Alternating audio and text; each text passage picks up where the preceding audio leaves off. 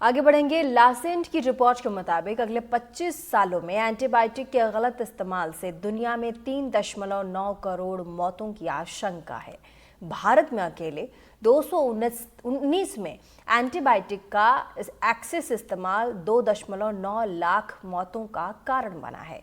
Antibiotic दवाओं के इस्तेमाल को लेकर शिवपुरी के लोग क्या कहते हैं, आइए देखते हैं इस खास रिपोर्ट में। अगर आप डॉक्टर के बिना प्रिस्क्रिप्शन के एंटीबायोटिक्स लेने के आदी हैं तो ये खबर आपको सावधान और सचेत करने के लिए है, क्योंकि लैंसेट की ताज़ा रिपोर्ट बताती है कि अगले 25 सालों में 3.9 करोड़ लोगों की गलत एंटीबायोटिक्स इस्तेमाल से मृत्यु हो सकती है। अकेले भारत में 2019 के आंकड़ों की बात करें तो 2.9 लाख लोगों की गलत एंटीबायोटिक्स की वजह से मौत हो गई। और इसी बात को जानने के लिए हम एक मेडिकल स्टोर पर हैं और वहाँ लोगों से भी समझने की कोशिश करेंगे और दुकानदार से भी समझने की कोशिश करेंगे। आप ये बता दीजिए कि आप क्या लेने आए हैं? दवाई लेने आया था। तो एंटीबायोटिक लेने आए हैं। जनरल हाँ। दवा लेने। क्यों ऐसा करते हैं आप लोग कि बिना डॉक्टर के प्रिस्क्रिप्शन के खरीदते हैं? इसलिए कि नॉर्मली छोटी मोटी बीमारियों के लिए तो यहीं आ जाते हैं। नहीं, क्यों ऐसा? अब ऐसा तो इसलिए कि उनको भी ज्ञान है, मेडिकल स्टोरों को भी उनको ज्ञान है इसलिए। हाँ। अगर हम आपसे पूछें, आप भी दवा ले रही हैं, तो एंटीबायोटिक्स जैसी दवाएं हमें डॉक्टर के बगैर प्रिस्क्रिप्शन के लेनी चाहिए?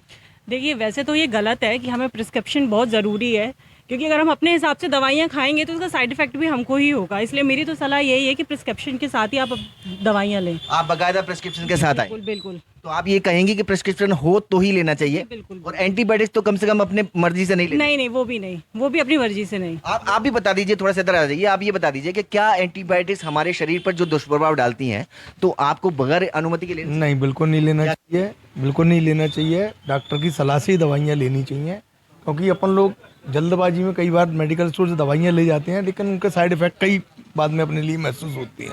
इसलिए बगैर डॉक्टर की सलाह के नहीं लेना चाहिए। ये सही है, बिल्कुल ये सही है।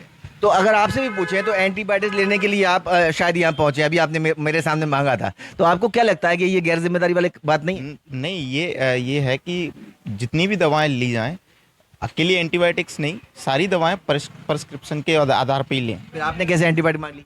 नहीं, अभी तो मैंने नहीं मांगी है। चलिए, मैं प्रिस्क्रिप्शन के साथ ही हूँ। बिल्कुल। और इसके एवज में मैं कुछ कहूँगा कि गवर्नमेंट जितने भी हॉस्पिटल्स हैं उसमें इजीली सुविधाएं उपलब्ध नहीं हो पाती हैं, इसलिए लोगों को लेना पड़ता है। अगर हम देखिए, हम दुकानदारों से भी बात करने की कोशिश कर रहे हैं और उनसे समझने की कोशिश करते हैं। आपके पास लगभग कितने ऐसे ग्राहक आते हैं जो मर्जी से एंटीबायोटिक्स और दवाइयाँ मांगते हैं?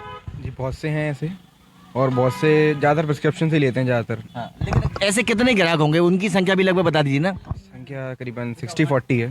60-40 मतलब 40% लोग जो है बिना प्रिस्क्रिप्शन के। हाँ जी। और एंटीबायोटिक्स भी मांगते हैं? हाँ जी, बिल्कुल।